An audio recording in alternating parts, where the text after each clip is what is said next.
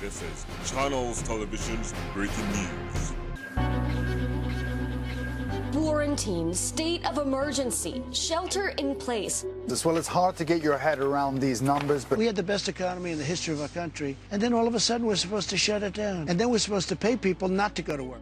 This COVID-19 coronavirus crisis that we're all dealing with is by far the most challenging ordeal we face in recent history, both as a nation and as a community.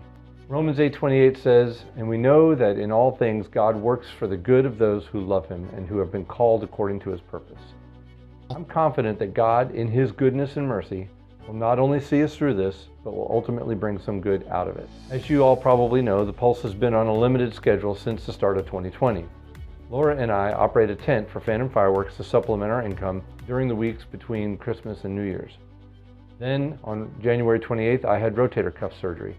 Then Laura caught the flu. Then Laura's mother was hospitalized after becoming very ill, and her ongoing condition has Laura providing near round-the-clock care for her. In the midst of her mother's health issue, her dad was also hospitalized with complications from diabetes. It's been a really crazy beginning of 2020, and coronavirus isn't making it any better. We had hoped to reopen the Pulse during spring break, and we managed to pull off a couple of field trips, but COVID-19 ultimately prevailed and caused an abrupt halt to all of our other plans. So now we find ourselves in our community in uncharted territory, trying to keep everyone safe while offering our services to help the Pulse families navigate this crazy situation.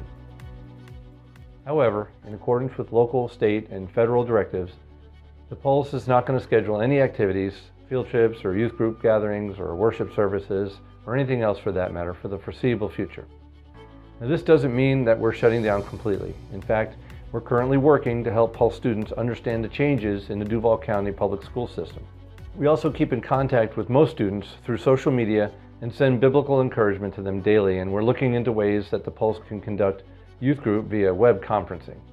As you know, this situation is extremely fluid, but we are closely monitoring things and we will respond accordingly.